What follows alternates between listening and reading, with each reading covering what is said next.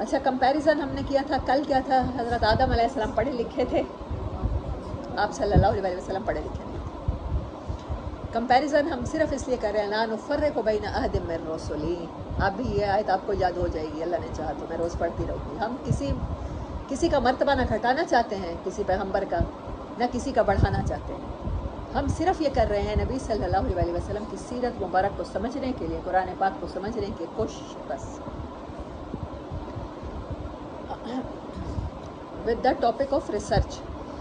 اچھا حضرت آدم علیہ السلام پڑھے لکھے تھے اور نبی صلی اللہ علیہ وسلم پڑھے لکھے نہیں تھے۔ وہ پیدا ہوتے ہی اللہ تعالیٰ کی کمپنی میں رہے اور رسول اللہ صلی اللہ علیہ وسلم انسانوں میں رہے۔ وہ اور ان کی بیوی جنت میں رہے اور آپ کہاں رہے؟ ہارڈ سرکمسٹانسز میں، عرب کے صحرا میں رہے۔ ان کا دشمن جو تھا وہ ڈائریکٹ شیطان تھا۔ نبی صلی اللہ علیہ وسلم کے دشمن رشتہ دار، ہمسائے اور سوسائٹی کے لوگ تھے، ان اے ڈسگائز آف شیطان، چھپے ہوئے دشمن۔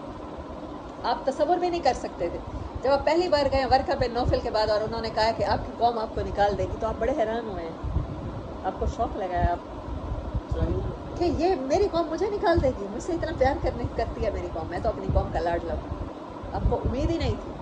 تو انہوں نے کہا تھا ہاں یہ پیغام جب بھی کسی کو دیا جاتا ہے انسانوں کو، تو انسان اس کے جو ان کا بھلا کرتا ہے نا، کہتا ہے وہاں آگ لگی ہے نہ جاؤ، مر جاؤ گے، اسی سے نفرت کرتے ہیں، اسی سے دشمنی کرتے ہیں۔ ہاں آپ کے دشمن آپ کے ہمسائے، رشتہ دار، سردار، سوسائٹی ہو گئی۔ His rival was just physical devil۔ حضرت آدم علیہ السلام کو کیا مل رہے تھے؟ ڈائریکٹ آرڈرز مل رہے تھے، ڈائریکٹ ریسٹرکشنز مل رہی تھی۔ آرڈر مل رہا تھا تم اور تمہاری بیوی جنت میں جہاں چاہو فراغت کھاؤ۔ ریسٹرکشن کیا تھی؟ اس درخت کے پاس نہ جانا۔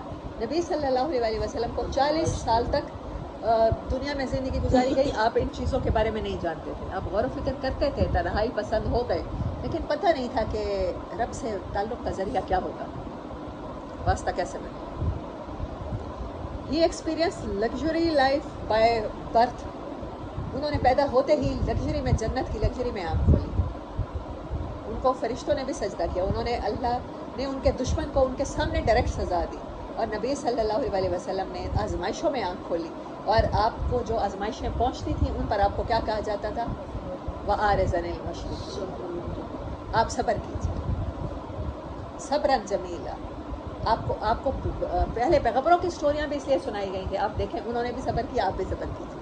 یعقوب علیہ السلام نے کیا، آپ بھی کیجیے۔ یوسف علیہ السلام نے کیا، آپ بھی کیجیے۔ ایوب علیہ السلام نے کیا، آپ بھی کیجیے۔ یونس علیہ السلام نے کیا، آپ بھی کیجیے۔ نوح علیہ السلام نے کیا، 950 سال تک علم اور صبر کیا، آپ بھی کیجیے۔ اور حضرت آدم علیہ السلام کو ان کے دشمن نے ان کو سجدہ ہی نہیں کیا تو فوراً سے پہلے سزا دے دی اللہ تعالیٰ نے۔ اللہ تعالیٰ نے علم کے ذریعے سے ان کو برتری دلوائی، عزت دلوائی، محبت دلوائی، رسپیکٹ دلوائی۔ فرشتوں نے پہلے اعتراض کیا ان کی پیدائش پر، اور نبی صلی اللہ علیہ وسلم کو اللہ نے علم نہیں دیا پہلے، بعد میں تو پہلی وہی علم پر آئی ہے، اقرأ بسم ربک الذی خلق، الرحمن علم القرآن، جس نے قرآن کا علم دیا۔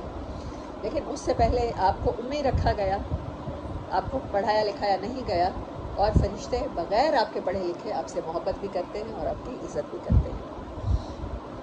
ان کو صرف ایک رشتہ عطا کیا بیوی کا، اور آپ کو اللہ نے تمام رشتے عطا کیے۔ ان کو اللہ نے دے کر آزمایا، جنت کی لگژریز اور فیسلٹیز میں آزمایا، اور اللہ نے آپ کو ہمیشہ لے کر آپ کو تندرستی، آپ کو رشتوں کے چھن جانے، آپ کو غموں سے واسطہ ڈال کے پھر آزمایا اس طرح سے۔ ان کی پیدائش سے پہلے ہی ان کی بطور خلیفہ فرشتوں سے بات ہو گئی تھی، بتا دیا تھا اللہ نے کہ ان کی اپائنٹمنٹ زمین کے پلانٹ کے لیے ہو رہی ہے، اور آپ کی ڈیسٹینیشن بھی طے تھی۔ تمام ارواح آدم کو جب پیدا کیا گیا تو سب سے پہلے نبی صلی اللہ علیہ وسلم کو اللہ نے بنایا، اور آخری نبی کے طور پر آپ اپوائنٹ ہو چکے تھے۔ ان کی تقرری پر فرشتوں نے اعتراض کیا، آپ کی ڈیزگنیشن پر فرشتوں نے کوئی اعتراض نہیں کیا۔ انہیں زمین پر خلیفہ بنا کر اتارا گیا، اور آپ کو آسمانوں پر بلا کر، زمین سے آسمانوں پر بلا کر اعزاز بخشا گیا معراج کا۔ انہوں نے اپنی غلطی پر توبہ کی، اور آپ نے فرمایا کل بنی آدم خطاؤون، اور بہترین خطا کار وہ ہیں جو اپنی خطاؤں پر توبہ کریں۔ اور آپ نے ساری زندگی معاف کیا بھی صحیح اور معافی کی تلقین بھی کی کہ معاف کر دیا کر، اور آپ نے بڑے بڑے دشمنوں کو معاف کیا. یہ آج میں نے یہ سملیرٹی میں نے لکھی نہیں ہے ابھی تک،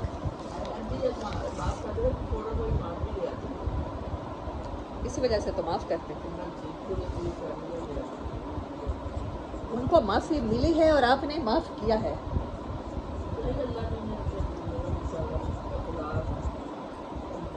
وہ پہلے ہی ٹیسٹ میں فیل ہوئے تھے اور آپ ہر ٹیسٹ میں ڈسٹنکشن کے ساتھ پاس ہوئے.